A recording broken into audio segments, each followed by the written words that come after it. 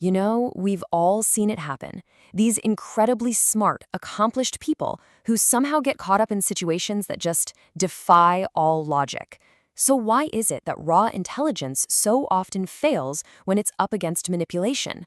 Well, in this explainer, we're going to dig into that exact question, and we're going to uncover what can actually protect us when our intellect just isn't enough. To really get to the heart of this, let's start with some pretty profound wisdom from the Bhagavad Gita. It frames the problem perfectly, doesn't it? The real danger isn't a lack of intelligence. It's something that can confuse our perception, mess with our memory, and basically destroy our intellect from the inside out. And that, it says, is when we fall. And this leads us to the central paradox, the big question we're tackling today. If a sharp mind and a wall full of credentials aren't enough to protect us, then what are we missing? Why do the very people we expect to be immune to deception often become its most surprising victims? Well, this brings us to a concept that's known as the intelligence trap. And the idea is really fascinating. It's that our deep, modern faith in logic and intellect as our ultimate shields, well, that faith can actually create a huge, dangerous blind spot. And this is the core idea, and let's be honest, it's a truth that many of us have probably seen or even felt firsthand. When you're in an environment where the rules are twisted, being the smartest person in the room doesn't guarantee your safety. In fact, sometimes it can make you an even bigger target. Okay, so if we want to understand how to defend ourselves, we first have to really diagnose the attack. How does manipulation actually get past our sharpest intellectual defenses? Let's break down the mechanics. And here is the most crucial distinction you can make. Manipulation, it's not a chess match. It's not a debate where the best argument wins. It hardly ever engages your logic head-on. Instead, it operates on a completely different level. It's all about creating a distortion in the moral and, you could say, the energetic environment around you.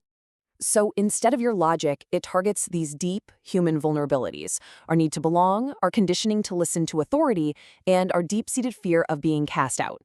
It builds up a false narrative, and then our own intelligence gets hijacked to try and make sense of that false reality instead of the real one. So, if our own intellect can be turned against us, what's the alternative? This is where we need to make a pivot from looking at the problem to finding the solution. And that solution requires a pretty fundamental shift in how we see and know the world. And this is that critical moment. There comes a point in a distorted environment where more thinking, more analysis, more debating, it's not going to help. Your intellect has hit a brick wall because the problem isn't intellectual to begin with. Now this is the absolute key to this entire idea. Our intelligence is trained from day one to ask what argument wins, but a deeper kind of awareness, call it a truth consciousness, asks a radically different question. What is true, even if it costs me everything? See, this isn't about winning a debate. It's about aligning with reality no matter what the social or personal cost might be. And when you start asking that question, everything changes. This deeper consciousness starts to restore what was lost.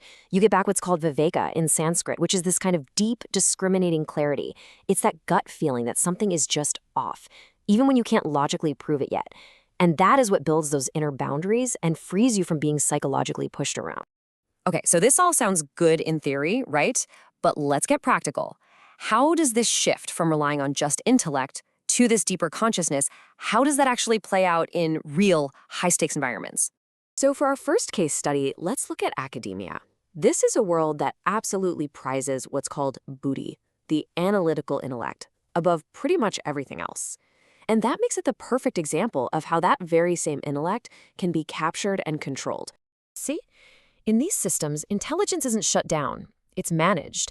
It's rewarded, but only when it aligns with the right funding, the dominant ideas, or the institutional power structures. That quiet inner sense of discernment, that Viveka, it often gets steamrolled by a very real fear of losing your career or your reputation. Your own brilliance is basically forced to betray your clarity. So the solution here isn't to be even smarter. It's to cultivate sattva, this state of deep inner clarity and integrity. And it's that clarity that gives you the moral courage to stand firm, to create an inner refuge when the outside world is demanding you compromise your own truth. All right, next up, the workplace. An environment where really intelligent people are often targeted precisely because their sharp minds notice the inconsistencies first. This is where professional ambition and your own ethical integrity can go head to head. I mean, how many times has a totally valid ethical concern been shot down as you not being a team player? It's a classic tactic, right? It uses gaslighting to make you doubt your own perception, your Viveka, and it redirects all your brain power toward figuring out how to just comply and second-guess yourself, instead of actually addressing the real problem. And the way out is exactly the same. By staying anchored to your own inner clarity, you don't actually have to fight or argue. Manipulation, which really feeds on your participation and your self-doubt, just starts to lose its power. It can't survive in the presence of that quiet, sustained integrity. And finally, let's turn to maybe the most personal and often the most complex environment of all, the family. This is a place where manipulation so often disguises itself as tradition or loyalty or duty, and it gets all tangled up with our sense of love. In so many family systems, really harmful patterns are protected under this banner of, well, that's just how things have always been done. Your clear sense that something is wrong gets pushed aside for the sake of peace. And if you're the one who dares to speak the truth, you're often labeled the problem because you're threatening some unspoken, dysfunctional agreement. But the resolution here isn't about some big, dramatic confrontation. It's a quiet but incredibly powerful withdrawal of your consent. By simply refusing to participate in a shared distortion, by just refusing to pretend anymore, you break the energetic circuit that keeps that whole dysfunctional pattern alive. So all of this brings us to the ultimate takeaway. After looking at the problem and seeing how it plays out in the real world, what is the final unshakable protection that we can actually build for ourselves? And this, really, is the ultimate protection. This deeper consciousness isn't about escaping from reality.